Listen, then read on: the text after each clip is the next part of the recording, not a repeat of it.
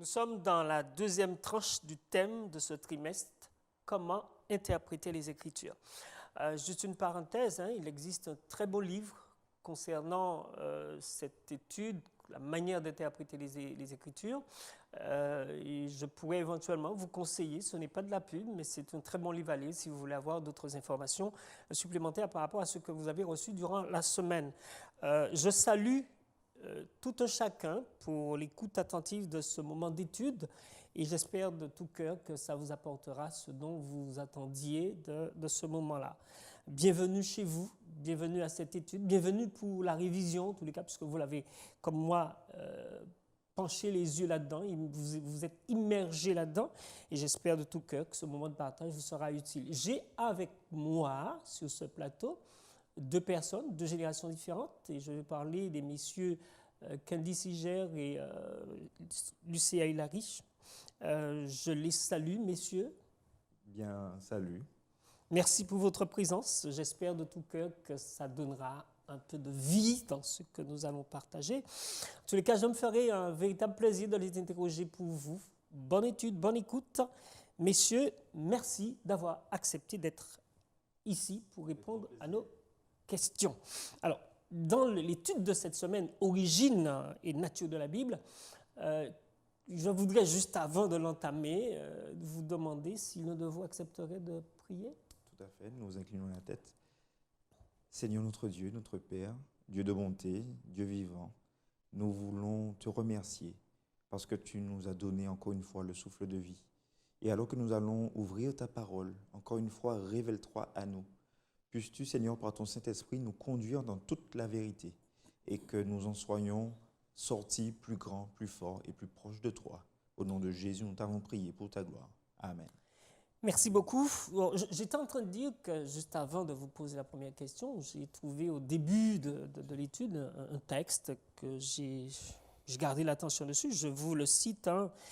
C'est pourquoi nous restons continuellement grâce à Dieu de ce qu'en recevant la parole que nous vous avons fait entendre, vous l'avez reçue, non comme la parole des hommes, mais ainsi qu'elle l'est véritablement comme la parole de Dieu qui agit en vous qui croyez. Alors, il y a deux questions qui me titillent, messieurs. J'espère que vous allez me donner une réponse dessus.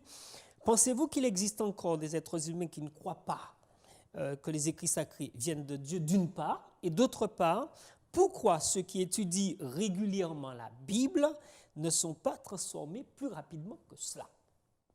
Qu'en pensez-vous? Ne vous battez pas, chacun son tour. Ok, bon, alors, si je dois commencer, je vais plutôt me pencher sur la deuxième question. Pourquoi, en fait, on n'est pas transformé plus rapidement que cela? En fait, pour y répondre, il y a cette réponse de Jésus que nous pouvons utiliser, cette réponse de Jésus qu'il a donnée à Nicodème, cet homme qui est venu le voir de nuit, et il voulait savoir en fait comment faire pour avoir la vie éternelle. Ouais. Et Jésus, justement, cette histoire se passe dans le livre de Jean, chapitre 3, au verset 5 et 6. En fait, pour qu'il y ait transformation, il faut qu'il y ait plusieurs éléments réunis. La transformation ne peut pas venir, l'impact de notre Dieu sur nous ne peut pas venir comme ça. Il faut qu'il y ait des éléments réunis. Et les éléments, c'est quoi? Alors justement, j'y viens. Les éléments qui doivent être réunis pour cette transformation, déjà nous devons, dit Jésus, être nés de nouveau. Ou alors être nés d'en haut. Et à partir justement de ce point qui, je pense, l'a été pour Jésus et qu'il est pour nous ce point de départ, eh bien nous pourrons avoir une vision différente, c'est-à-dire une vision opposée, une vision nouvelle de ce que nous avions avant. Donc, c'est-à-dire que l'individu fera un volte-face pour pouvoir justement aller dans cette direction. Et je dirais que c'est à partir de ce moment précis que justement cet impact-là pourra être vu, ressenti, évalué. Tu dis? Pour une transformation? Pour une transformation, effectivement. Alors, pour moi, ça aurait été, il y a Naître beaucoup de d'en choses haut. à dire, mais le point de départ, Oui. point de Donc départ. naître d'en haut, naître de nouveau. Voilà. Tu permets, je vais oublier monsieur juste à ma gauche, quand tu dis naître d'en haut, naître de nouveau, pour moi peut-être ça dit quelque chose, mais celui qui l'entend pour la première fois, ça veut dire quoi ça, naître d'en haut, naître de nouveau? Alors effectivement, je vais ça- prendre le texte avec vous, si vous le voulez bien. Il ne Donc, faut pas que ça soit du charabia pour, effectivement, c'est très important. pour celui qui écoute. Voilà. Alors, effectivement, quand Jésus reçoit Nicodème, Nicodème, un homme, comme vous et moi, en fait, comme toi et moi, eh bien, vient à Jésus pour lui poser une question, comme tu as employé le mot tout à l'heure, qui lui titillait l'esprit. Et en fait, Nicodème vient sur le plan physique, sur le plan de l'humain. Voilà. Et en fait, Jésus, lui, il répond sur un autre plan, c'est-à-dire sur le plan spirituel. Et c'est pour ça que quand Jésus répond, Nicodème ne perçoit pas vraiment. Et en fait, Jésus donne la précision. Et c'est ce qui va nous éclairer justement maintenant, puisque c'est vrai, naître d'en haut, ça ne veut pas dire grand-chose dans notre langage courant. Et il dit en fait, au verset 6 du chapitre 3, « Ce qui est né de la chair est chair. Ce qui est né de l'esprit est esprit. » C'est clair, comme l'eau de roche. C'est-à-dire que quand je suis né, quand nous sommes tous nés de notre mère, ça veut dire que nous sommes nés de la chair, nous sommes humains, nous sommes charnels, nous sommes des êtres humains physiques. Mais il introduit un autre aspect qui, cette fois-ci, est spirituel. Et il dit, ce qui est né de l'esprit est esprit. En d'autres termes, pour Jésus, pour atteindre, pour accéder en fait au royaume de Dieu, eh bien, nous devons passer par cet aspect qui n'est pas forcément visible à l'œil nu, en fait, mais qui est, je dirais, que l'on peut expérimenter, qui est expérimentable. Et c'est sur l'aspect spirituel qu'il veut mener Nicodème. Et je crois aussi qu'il veut nous mener, nous, l'aspect spirituel. Ce qui est de l'esprit, ce qui est né de l'esprit est esprit. Alors, je pourrais pousser le bouchon un petit peu, mais j'ai envie d'entendre ce que dit Hilary là-dessus, parce que ça m'intéresse, mais ce sujet-là mérite d'être rallongé. Ok, juste avant de revenir sur la première question, j'ai poursuivi. La première question, tout le monde est intéressé par la deuxième. Oui, ok. Pour cette question, pourquoi ceux qui étudient régulièrement la Bible ne sont pas transformés plus rapidement que cela? Moi, je dirais que chacun a son rythme. Chacun a son rythme. D'accord. Et puis, je dirais, Dieu fait avec nous. Il fait avec nous. D'accord. Parce que, en fonction de ce qu'on lui permet de faire. Voilà. Parce que la Bible est là, la parole de Dieu est là, mais tout dépend comment moi j'aborde cette parole. Et si j'aborde cette parole comme étant la parole de Dieu, la volonté de Dieu pour moi, l'approche est différente. Tandis que si pour les autres, mais pour moi. Pour moi. Mais tandis que si moi ou quelqu'un d'autre aborde la Bible comme étant juste un livre, comme cela, et donc pour moi, l'auteur, c'est juste quelqu'un, bon, je ne prends pas cela au sérieux. Mais la Bible, pour moi, bon, je ne sais pas pour les autres, mais pour moi, c'est la parole de Dieu. Et je crois que l'apôtre Paul l'a souligné dans le verset que tu as lu, que tu as cité, dans 1 Thessaloniciens 2,13, qui dit « C'est pourquoi nous rendons continuellement grâce à Dieu de ce qu'en recevant la parole de Dieu. » Il précise déjà, recevant la parole de Dieu, que nous vous avons fait entendre, vous l'avez reçue, non comme la parole d'homme, mais comme elle est vraiment, la parole de Dieu, qui agit en vous qui croyez.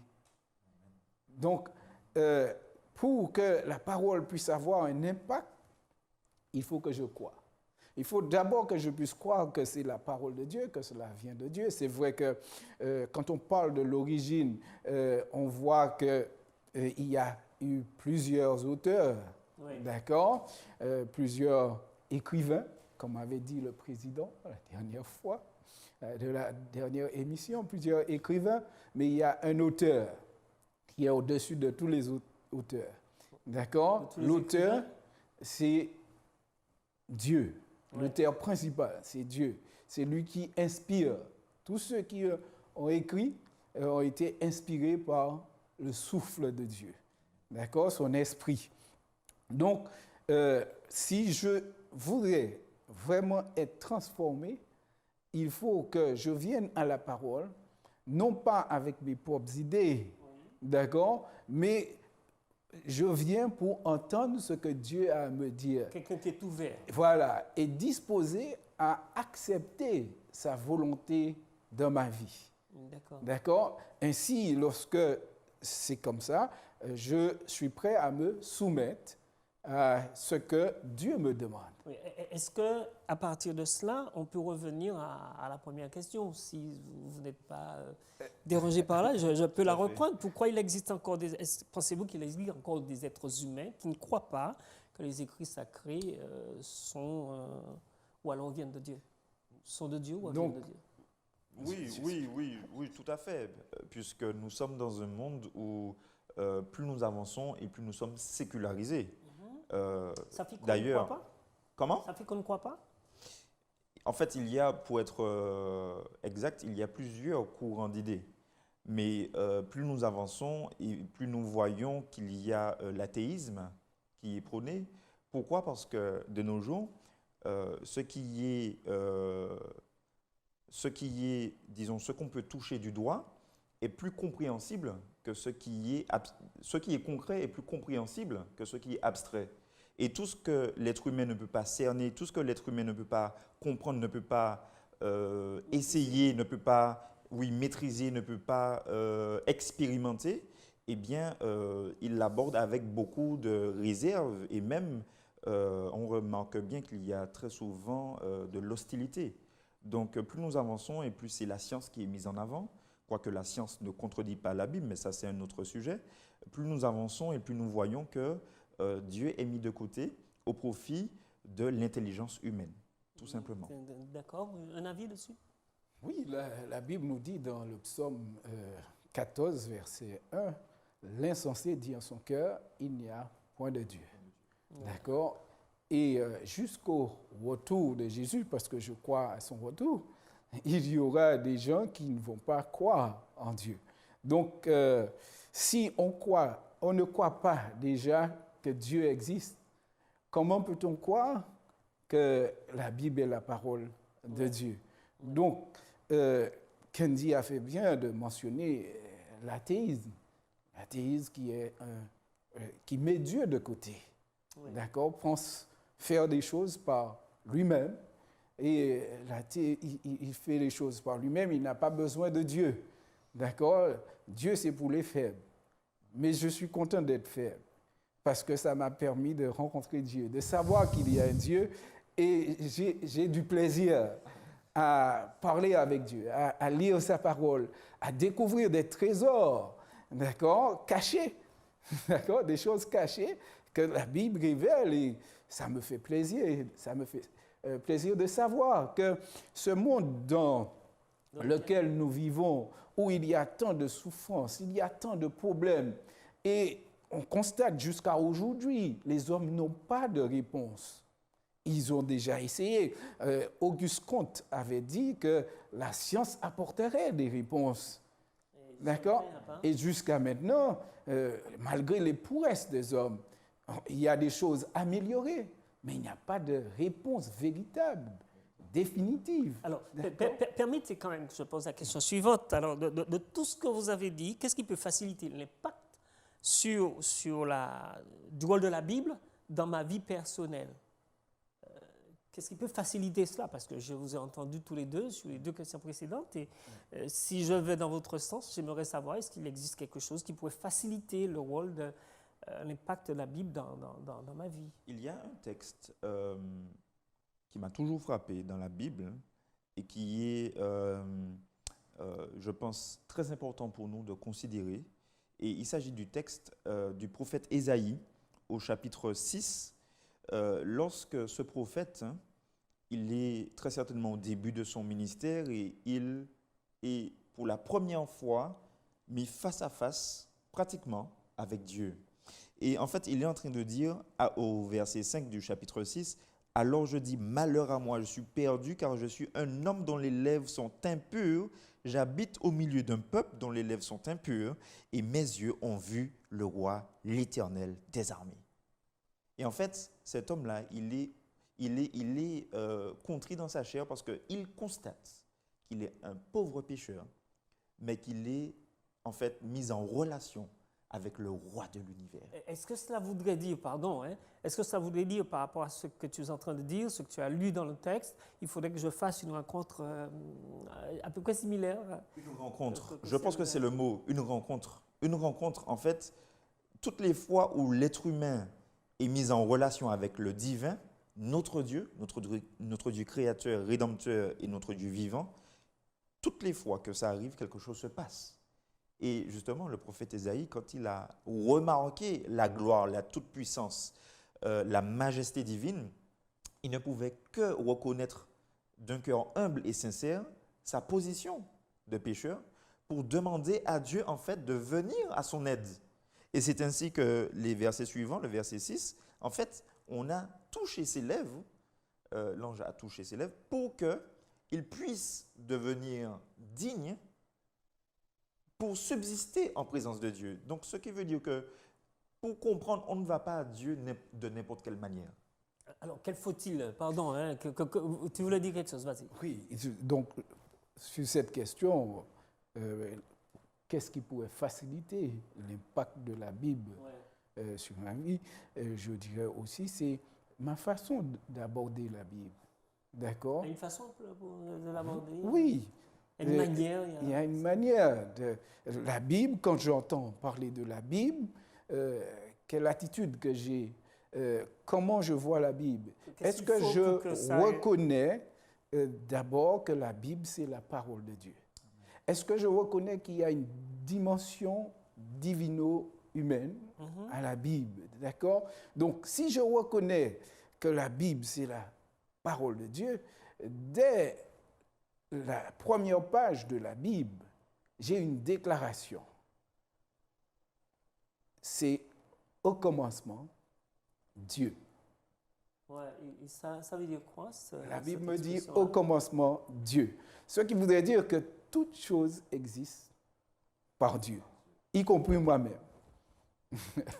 D'accord? C'est par Dieu. Et donc, si je crois que je ne suis pas là par hasard, mais que je suis une créature de Dieu, que Dieu est le créateur, eh bien, à ce moment, cela signifie pour moi que je reconnais la Bible comme étant la parole de Dieu. Et je sais que je ne vis plus pour moi-même, mais je vis pour Dieu, pour la gloire de Dieu. Et pour vivre pour la gloire de Dieu, il faut que j'ai une base, et un fil conducteur. Quelle est cette base? Quel est ce fil conducteur? Eh bien, c'est la parole de Dieu, parce que je ne vois pas Dieu physiquement. Mais je crois qu'il nous a laissé sa parole. Et c'est sa parole, et c'est en lisant sa parole que je découvre sa volonté. Et que puisque je veux le suivre, je veux être son enfant, je crois que je suis sa créature, alors je me soumets à l'autorité de la parole. Parce que la parole n'est pas juste une parole. Moi, je crois que cette parole a une autorité sur ma vie parce que c'est la parole de Dieu. Alors, je vous suis dans tout cela. Excusez-moi. Oui. En fait, je souhaite quand même clarifier ce que j'ai dit tout à l'heure quand je disais qu'on ne va pas n'importe comment à Dieu. En fait, lorsque nous considérons la Bible, ce livre a été écrit comme, je dirais, un cadeau de Dieu à l'humanité tout entière. Un cadeau. Oui, un cadeau, parce qu'il souhaite, dans Jean 3,16, que tout le monde soit sauvé. Tous ces enfants, enfin toutes ces créatures, puissent être justement de ces enfants afin qu'ils soient sauvés. C'est ça, en fait, le plan de Dieu pour l'humanité. Ce qui veut dire que la porte du ciel est ouverte à tout le monde. Maintenant, pour pouvoir y entrer, c'est-à-dire à partir du moment où nous avons reçu Jésus dans notre vie, là maintenant, les conditions afin de pouvoir accéder au ciel sont bien détaillées dans ce livre, dans la Bible. Et c'est pour cela que tout à l'heure, je disais que nous ne pouvons pas aller à Dieu de n'importe quelle manière. Parce que pour arriver à Dieu, nous devons d'abord passer par Jésus. Et c'est Jésus, justement, qui, à travers sa parole, nous instruit, nous guide, nous montre comment faire pour pouvoir accéder au royaume de Dieu, à Dieu en fait, au royaume de Dieu. Et nous ne pouvons pas, c'est ce que je disais tout à l'heure, nous ne pouvons pas y accéder de manière aléatoire. Nous ne pouvons pas y accéder avec nos propres conditions que moi je vais fixer parce que je préfère telle ou telle chose. Non. En fait, tout ce qui se passe dans la parole de Dieu est fait sous l'influence divine et nous devons y adhérer afin de, comme nous dit la Bible, afin de pouvoir plaire à notre Dieu. C'est ça. Alors, compte tenu de votre expérience avec Dieu, et là je me base sur ce que j'ai entendu de votre bouche, ou de vos bouches, qu'est-ce qui vous permet de dire que les rédacteurs de la Bible étaient bien des gens inspirés par le Saint-Esprit? Donc, Qui va prendre, là? oui, puisque je dis que je crois que Dieu est l'auteur principal Je de la crois Bible. ou c'est la foi? Hmm? Je crois ou c'est la foi? Donc, c'est la foi qui me fait D'accord. croire. Ok, d'accord, on y va. La foi me fait croire dans la parole de Dieu, dans la Bible, d'accord? Et dans cette Bible même, nous trouvons des passages qui nous disent, qui nous soulignent que ceux qui ont écrit n'ont pas écrit juste par leur propre fait, mais c'est poussé par l'Esprit Saint. Je pense qu'il nous faut lire cela, et ceci se trouve dans on est là pour ça. 2 Pierre, chapitre 2, versets 20 et 21, où il est dit « Sachant tout d'abord, vous-même, qu'aucune prophétie de l'Écriture ne peut être un objet d'interprétation particulière. » D'accord? Car ce n'est pas par une volonté d'homme qu'une prophétie a jamais été apportée, mais c'est poussé par le Saint-Esprit que des hommes ont parlé de la part de Dieu. D'accord? Donc, nous voyons que les hommes, ce n'est pas juste bon, j'aime ça et puis je suis inspiré par ça. Non, c'est l'Esprit de Dieu qui utilise l'élément humain pour apporter un message. Parce que au début, on n'avait pas besoin de cela. Quand Dieu a créé le monde, tout était parfait. Et il y avait une communication harmonieuse entre Dieu et l'homme, même face à face. Ouais. D'accord? Face à face avec Dieu. Mais quand le péché est entré dans le monde, eh bien, le péché, eh bien, ça divise, ça rompt. Eh bien, ça a coupé la communication directe entre Dieu et l'homme. L'homme, en tant que pécheur, ne peut pas subsister dans la présence de Dieu. D'accord? Et donc, il a cessé, Dieu a cessé de se présenter visiblement à l'homme. D'accord? Parce qu'il voyait. La Bible nous dit que Dieu venait dans le jardin pour converser avec l'homme. Il le voyait. Mais depuis que le péché est rentré, eh bien, Dieu a cherché un autre moyen. Et cet autre moyen, c'est par les prophètes. Et c'est pourquoi la Bible nous dit aucune prophétie n'est pas venue juste par la volonté de l'homme, mais c'est poussé par l'Esprit de Dieu. Poussé par l'Esprit de Dieu. Je peux poser une question sur ce que tu viens de dire là. Pourquoi justement Dieu pourrait très bien continuer lui-même à causer avec l'homme, même si c'est de loin. Pourquoi il a introduit l'élément humain dans la communication entre lui, l'ensemble de la population, avoir un intermédiaire?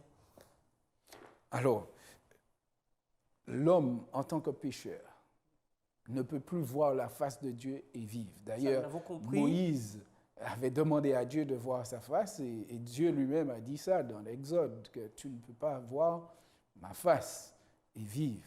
D'accord? Et donc, c'est pourquoi Dieu ne se présentait plus au jardin. Et il va utiliser l'élément humain. Donc, Dieu parle à des hommes par un songe, d'accord? Par une vision, et il révèle sa parole. Parce que Dieu n'a pas abandonné l'homme. Ce que Dieu veut, c'est la communication avec l'homme. Dieu nous a créés pour sa gloire. Et le péché, c'est vrai, a apporté une tristesse, une séparation.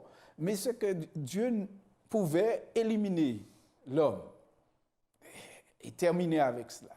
Mais par son amour pour nous, il a cherché d'autres moyens. Et c'est pourquoi l'élément humain entre en jeu. Parce que l'autre moyen, c'est le prophète. Dans Amos 3, verset 7, il est dit « Car le Seigneur, Dieu ne fait rien sans nous avoir donné, nous avoir avertis par ses serviteurs, les prophètes. » D'accord? Donc, Dieu nous aime, il ne veut pas nous détruire, d'accord, malgré nous avons péché, mais il a cherché un moyen pour entrer en communication avec nous. Donc il est normal que l'élément humain soit mêlé à cette relation entre Dieu, celui qu'on ne voit pas, et celui qu'on voit. Donc si je devrais me tourner vers Dieu, je devrais écouter ce que disent les prophètes dans la Bible, si j'ai bien compris. Alors quel est le danger, justement dans l'interprétation des Écritures, quel est le danger d'introduire mes opinions, ma manière de voir la chose? Parce que j'ai entendu parler une fois, j'ai entendu parler du Saint-Esprit. Est-ce qu'il existe un danger de venir avec mes propres opinions et de prendre la Bible pour l'interpréter, pour essayer de la comprendre? Tout à fait. Alors, oui, je crois qu'il y a un danger dans la mesure où ce qui nous est révélé est divin, c'est-à-dire nous le croyons vient de Dieu. Et maintenant, à cela, je vais décider d'y mélanger, d'y mettre mon grain de sel, qui cependant est humain. Et nous savons également, surtout par le livre des Proverbes, que la sagesse humaine mène à la perte, n'est-ce pas? Il le dit en long et en large, l'auteur du livre des Proverbes, mais nous savons que toutes les fois où Dieu se révèle à nous, que nous devons recevoir ce message tel quel sans le modifier. Parce que nous avons, très certainement, nous connaissons tous le téléphone arabe. Il n'y a pas meilleure solution, meilleur exemple pour essayer de comprendre ce que nous sommes en train de dire. À partir du moment où l'information est partie oralement et que le véhicule est l'être humain, et que l'être humain reçoit l'information, mais il met son grain de sable, après la 10e, même seulement la 2e ou la 3e personne, nous savons à coup sûr que l'information ne va pas arriver telle qu'elle a été donnée à l'origine. Donc, c'est-à-dire que nous devons être très vigilants quant aux révélations que nous recevons pour ne pas les modifier. Et c'est d'ailleurs pour cette raison que tout ce que nous avons est écrit. Ce qui veut dire que quand Dieu a donné sa parole, il nous l'a donnée de manière écrite, afin que, au travers des âges, que cette parole ne puisse pas être modifiée, puisque nous le savons, la parole de Dieu est immuable. Mais je souhaite quand même revenir sur la question de tout à l'heure où tu demandais comment faire pour savoir si la parole de Dieu, enfin la parole que nous avons, donc la parole des prophètes, est vraiment de Dieu. C'est vrai qu'il a appris le texte de Pierre, mais un athée pourrait dire oui, mais il se réfère encore à la Bible. Mais en fait, quand on regarde de manière personnelle, il y a plusieurs exemples, plusieurs témoignages, que ce soit des livres, des vidéos, des audios, et même dans nos vies personnelles, dans ma vie personnelle, que Dieu est omniprésent et que c'est Dieu qui mène l'être humain sur le bon chemin. Il y a aussi des preuves historiques qui prouvent que ce soit les livres historiques, que ce soit les découvertes archéologiques et toutes les civilisations anciennes, en fait, ne font que confirmer ce que la Bible elle-même disait auparavant. Il y a également l'aspect prophétique où nous voyons que tout ce que la Bible avait prédit par ses prophètes est arrivé. Et nous voyons également que... Tu dis? Au plus petit détail?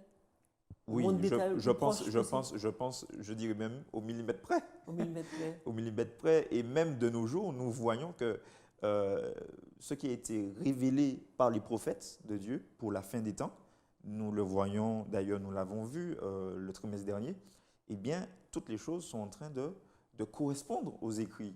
Donc, comment nier un livre qui, plusieurs siècles auparavant, avait déjà prévu, avait déjà prédit tout cela? Mais c'est, je dirais, une dimension, je dirais, surhumaine, qui dépasse l'entendement humain. je suis peut-être un incrédule, mais je vais poser la question suivante.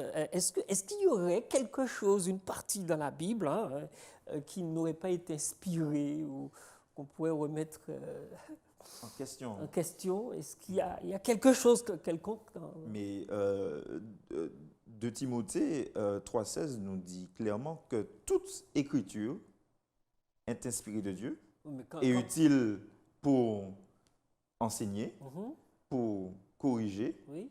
pour convaincre et pour pouvoir bien sûr instruire dans la justice. Donc ça veut dire que toute écriture veut dire, en fait, quand il a cité cela, il parle de l'ensemble. C'est-à-dire, on ne prend pas seulement le Nouveau Testament et puis l'Ancien Testament est ancien, donc il est banni. On ne prend pas seulement la Torah et que tous les autres, à partir de je ne sais pas quel livre, n'est plus, je sais pas, n'est plus inspiré, en fait, je ne sais pas, mais toute écriture veut dire la totalité, en fait, de la Bible en elle-même. Il y a quelque chose, un texte à part celui de Timothée qui permet de dire ça. Je sais qu'il arrive à parler du texte de Pierre parce que, permettez hein, que j'envoie un peu d'essence sur le feu là. Juste avant, parce que quand Paul écrit le texte de Timothée, le Nouveau Testament n'est pas encore au point. Tu dis quand Paul écrit le texte à Timothée, là, toute écriture est inspirée de Dieu, le Nouveau Testament n'est pas encore au point, n'est pas encore dans le canon. Effectivement. Ok, je vais partager un texte qui se trouve dans l'Ancien Testament et je pense que cela nous montre l'omniscience de Dieu. D'accord? Dans Ésaïe 34, verset 16, nous pouvons lire ce texte formidable qui dit « Consultez le livre de l'Éternel et lisez. Aucun d'eux ne fera défaut. Ni l'un ni l'autre ne manqueront, car sa bouche l'a ordonné. C'est son esprit qui les rassemblera. » Donc, ce texte me dit de consulter le livre. D'accord? Et ce livre... Et dans le livre, c'est la Bible. C'est la Bible. D'accord. La Bible, c'est... dans le grec, c'est biblia, qui signifie collection de livres, bibliothèque. D'accord? Il y en a combien là-dedans? Là? Il y a 66 livres pour les protestants. D'accord? Donc, pour les catholiques qui utilisent la Bible Jérusalem, il y a aussi des apocryphes qui sont ajoutés. Donc, il y a un peu plus. Mais pour les protestants, c'est 66 livres. D'accord? Il y a 39 livres dans l'Ancien Testament et 27 dans le Nouveau Testament. Donc, c'est pourquoi il dit, lisez le livre, aucun d'eux ne fera défaut, ni l'un ni l'autre. Ni l'ancien, ni le nouveau. Voilà, d'accord? Et sa bouche l'a ordonné, c'est son esprit qui les rassemblera. Donc, si je crois que la Bible, c'est la parole de Dieu, il n'y a pas une partie qui est inspirée, même lorsque ça me dérange, même lorsque ça paraît difficile, d'accord? Ça peut paraître difficile d'accepter. Il y a des sommes, quand on lit, parfois, ça commence bien, on entre dedans, et puis après, on voit des versets qui parlent de... qui font frémir, qui nous dérangent. Voilà, qui dérangent un peu, on n'a même pas envie. Et il y a des personnes qui sautent cette partie-là pour lire la fin, d'accord? Parce qu'ils ne veulent pas entendre, ce n'est pas trop agréable à l'oreille d'entendre cela. Et donc, toute la Bible est inspirée, parce que Dieu, s'il a choisi que toutes ces choses soient révélées, c'est pour notre bien. Est-ce que est-ce que c'est normal, quand on lit le texte sacré, que ça nous dérange? Je te laisse la parole. Je dis que c'est normal. Et si la Bible ne nous dérangeait pas, elle ne serait pas un livre inspiré. D'accord? C'est parce qu'elle est inspirée, elle entre dans notre histoire, mais elle ne vient pas pour nous caresser dans le sens du poil, mais ça vient nous déranger, mais en même temps apporter la solution. Ça nous révèle à nous-mêmes? Oui. Nous révèle à nous-mêmes. Oui, ça nous révèle à nous-mêmes. D'accord? Ça nous permet de nous connaître nous-mêmes parce que nous ne nous connaissons pas. Mais lorsque nous lisons la parole de Dieu, eh bien, il y a des coins et recoins de notre vie qui sont illuminés.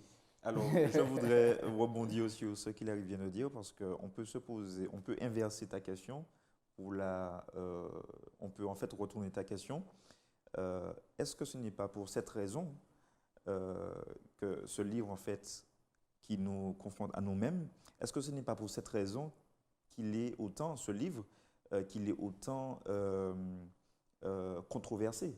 Puisque ce n'est pas un livre, nous l'avons vu, comme les autres. Oui. Et toutes les fois où ce livre est mentionné dans l'histoire, il est à l'origine, enfin, peut-être pas à l'origine, le mot est peut-être trop fort, mais il y a plusieurs guerres, plusieurs conciles, plusieurs débats autour de ce livre. Et on peut se demander, mais est-ce que ce livre est comme tous les autres? Eh bien non, tout simplement non. Parce que c'est un livre qui est transformateur, il est transcendant, non seulement à travers les âges, mais à travers aussi notre nature pécheresse. Parce que grâce à ce livre, en fait, qui nous montre quelqu'un, eh bien, oui, une personne en particulier, eh bien, nous pouvons être changés. Et en fait, cette personne-là, c'est qui? Eh bien, c'est Jésus qui nous montre, qui nous révèle la personne de son Père. Et je voudrais également, par rapport à ta question précédente, bien confirmer ce qu'Hilary a dit.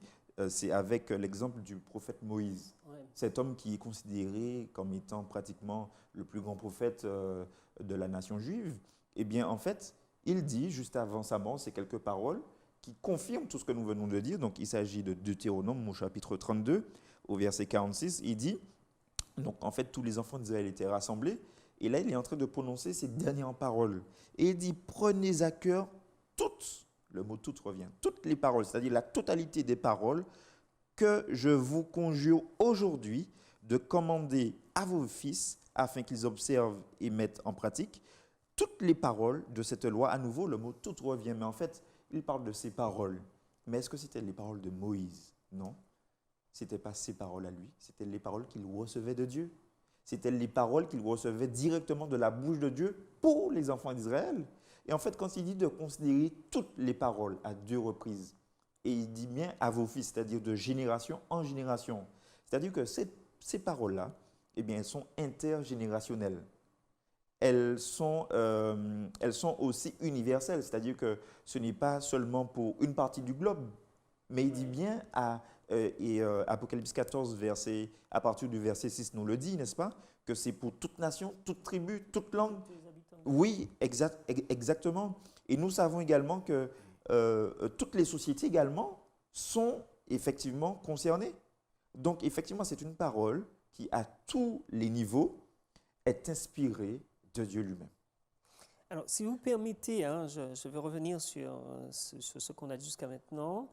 Est-ce qu'il existe un parallèle entre le fait que nous avons la Bible, qu'on déclare être la parole de Dieu haut et fort, et Jésus, qu'on déclare être justement la vérité? Est-ce qu'on peut faire un parallèle entre les deux? Est-ce que ça, c'est possible, ça? Si la Bible que nous considérons comme la parole de Dieu nous dit bien que dans Jean chapitre 1, verset 1 à 3, au commencement était la parole, et la parole était avec Dieu, et la parole était Dieu. Rien de ce qui a été fait n'a été fait sans elle. Donc, la parole qui est Dieu, au verset 14, Jean nous dit que cette parole a été faite chair et elle a habité parmi nous. Donc, la Bible, nous ne pouvons pas dire que la Bible, c'est Jésus. La Bible révèle Jésus. Celui qui est la parole. Parce que la parole, c'est une personne en même temps. Mais en même temps, c'était nécessaire que cette parole soit écrite. Parce que Jésus, il était venu pour une mission. Oui. Il est reparti, selon ce que nous dit la Bible. Il est remonté au ciel. Donc, il n'est plus accessible physiquement à chacun de nous, mais il nous a laissé la Bible, qui est cette parole qui nous parle de lui. Et donc, c'est pourquoi j'aime bien le texte d'Ésaïe qui nous dit ni l'un ni l'autre. D'accord? Donc, l'Ancien Testament parlait de la venue de Jésus. Et le Nouveau Testament parle de son vécu et aussi de son retour. Parce que il y a également, quand tu as mentionné le verset 14 qui dit « La parole a habité parmi vous ». Comment une parole peut-elle habiter parmi nous? En fait, une parole ne peut pas habiter. Par exemple, ici, si nous parlons, s'il y a notre parole, ça veut dire que nous sommes présents. Alors, comment peut-on dire qu'une parole peut être présente un endroit où eh bien, on ne voit pas Dieu, c'est-à-dire il n'y a pas d'idole, ni de bois, ni de métal, il n'y a rien de physique, de matériel. Comment on peut dire qu'une parole peut habiter parmi vous? En fait, effectivement, nous avons ce livre-là, pour revenir à ta question, qui est matériel. Les pages aussi, elles sont matérielles. L'encre également est matérielle. Mais on peut se dire, mais rien de tout ça, ce livre-là ne m'est pas tombé du ciel comme ça, de Dieu, pour dire que c'est un livre divin. En fait, rien de ce que j'ai en main là, matériellement, ne vient du ciel. Tous ces éléments ont été fabriqués sur terre. Et comme nous tous, c'est un livre physique que nous avons. Oui. Mais pourquoi disons-nous que c'est intangible, puisque nous l'avons, et surtout, il est visible, pas comme ce qui est d'en haut, qui est invisible.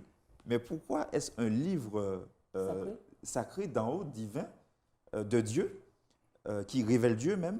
C'est simplement parce que derrière, effectivement, toutes ces lettres que nous voyons se cachent des révélations, une révélation.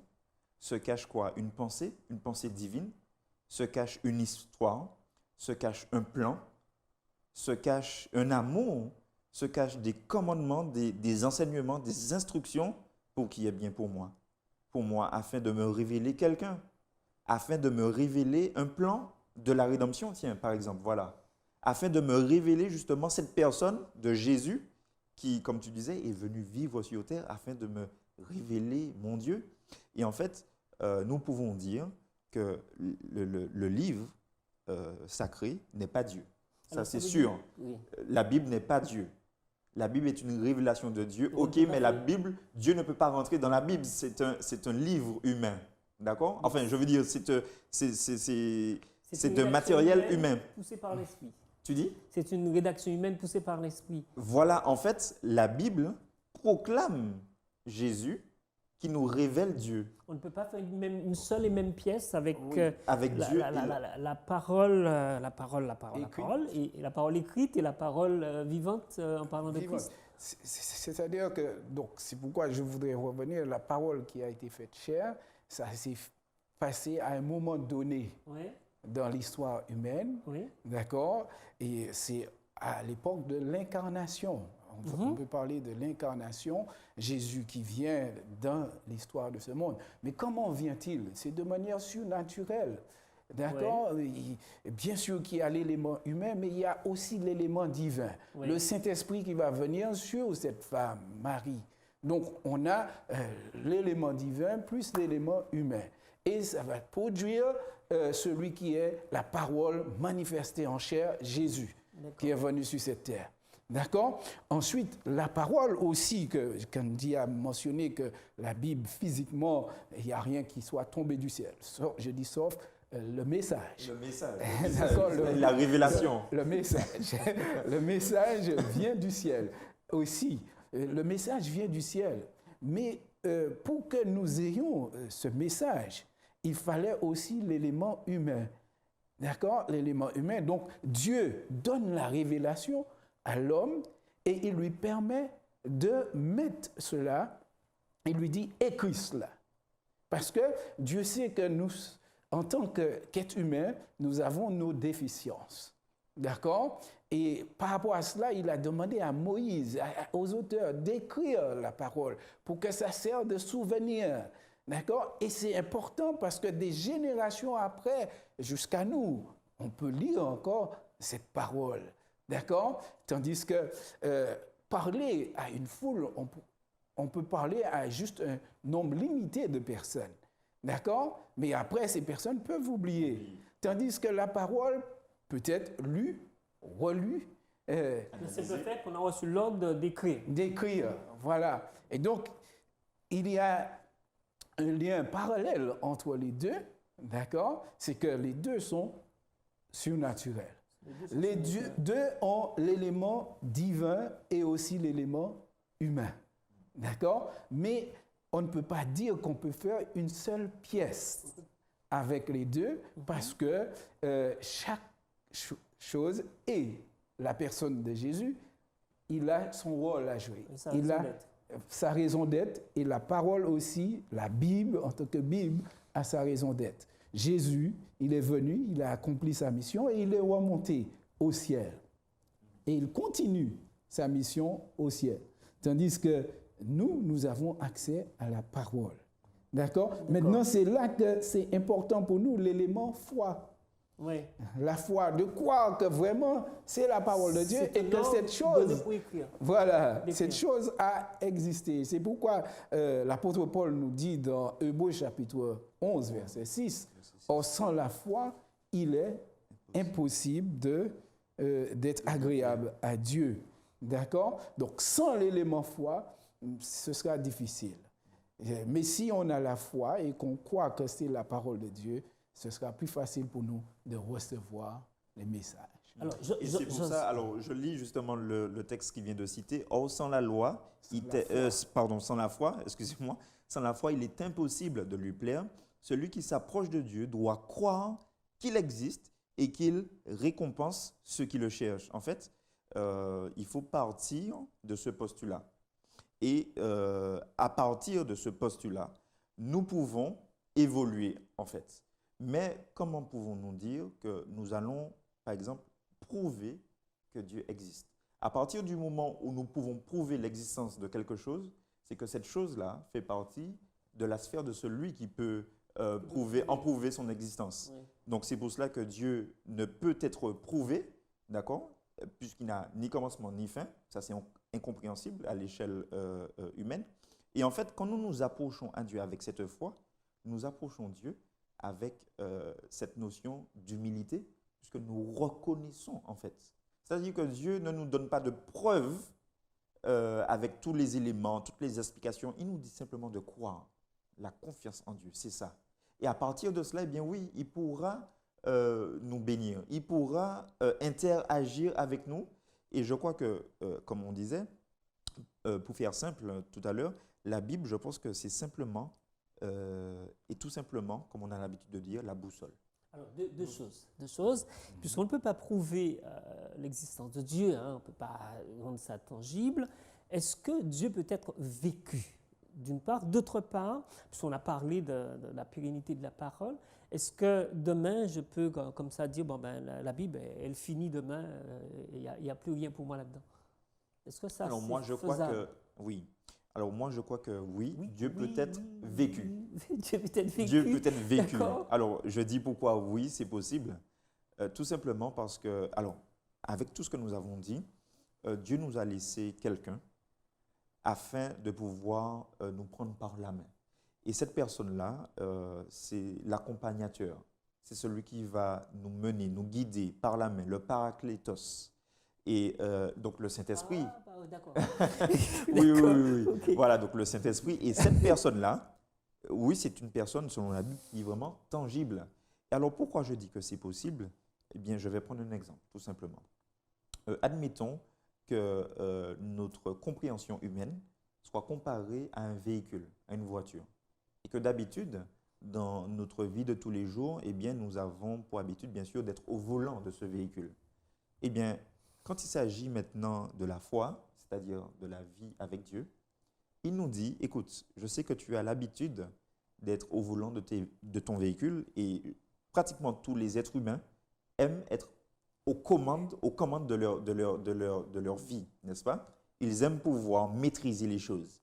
Eh bien, en fait, ce véhicule, il va devoir... ok, donc je disais, quand nous sommes au volant de ce véhicule, et que sur la base de la foi, nous sommes avec Dieu, Dieu nous demande une chose, c'est de nous mettre sur le siège passager. C'est-à-dire, il prend les commandes du véhicule. Et nous verrons et nous voyons que quand nous sommes sur le siège du passager, nous n'avons plus les commandes.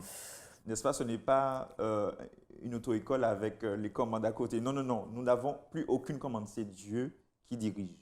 Et nous pouvons voir de manière tangible que lorsque cette foi, justement, que nous faisons à ce pilote par excellence, qui est notre Dieu, eh bien, lorsque nous la vivons, nous sommes sûrs d'arriver là où il nous mène, c'est-à-dire à la vie éternelle.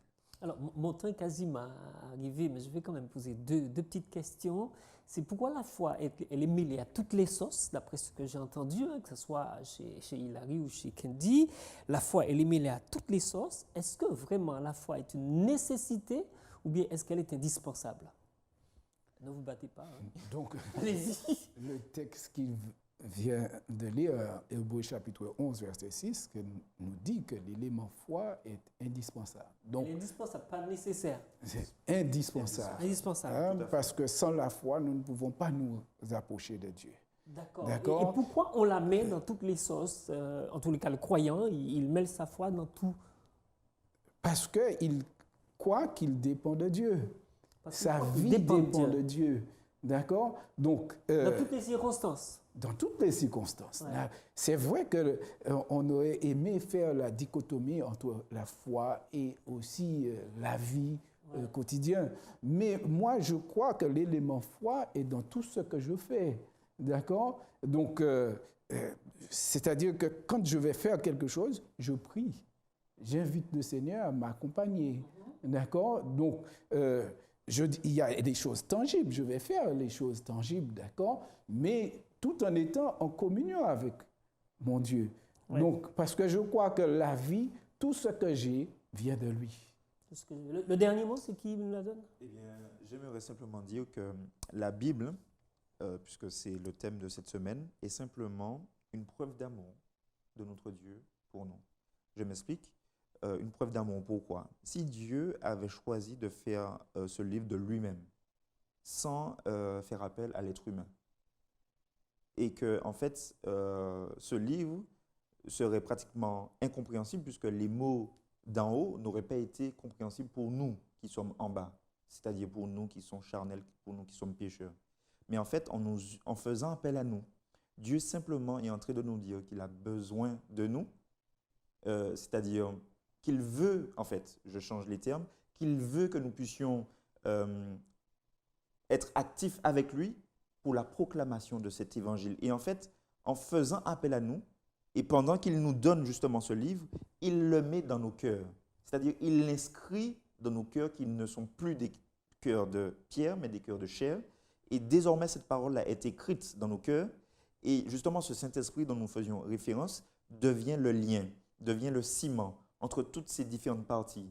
Dieu le Père, Dieu le Fils, Dieu le Saint-Esprit, qui nous sont révélés en fait dans ce livre qui est la Bible, afin que nous puissions parvenir à la vie éternelle. Désolé, c'est vraiment fini, je n'ai plus de temps dans l'horloge, il faut que je vous quitte, c'est fini, mais vraiment fini pour aujourd'hui. En tout cas, je vous remercie messieurs pour ce moment de partage, on pourrait encore poser tout plein de questions là-dessus. Bon, ce sera probablement pour une prochaine fois. Je voudrais en tous les cas inviter l'un d'entre vous pour la dernière prière, on peut la faire ensemble. Okay. Bon et tendre Père Céleste, nous voulons te remercier pour ton amour pour nous, te remercier pour la vie que tu nous donnes chaque jour, te remercier, Seigneur, du fait que tu nous as révélé ton Fils Jésus, qui est venu sur cette terre, qui a donné sa vie sur la croix du Calvaire, afin de faire de nous des fils et des filles de Dieu. Et de nous, Seigneur, à accepter l'offre du salut que nous fait Jésus. Et de nous à croire en lui. Et nous te demandons, Seigneur, de bénir tous tes enfants et de nous aider à aimer ta parole aussi, car la Bible est ta parole.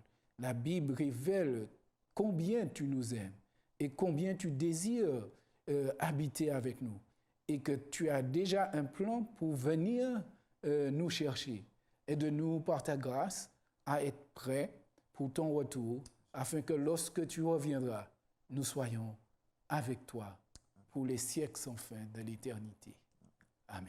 Amen. Amen. À vous qui avez prêté attention à tout ce qui s'est passé aujourd'hui, je voudrais vous renvoyer en tous les cas, vous dire au revoir et vous laisser le soin de prendre soin de vous, prenez soin des autres autour de vous, mais comme le dirait quelqu'un, rete bokaizot. Merci en pile.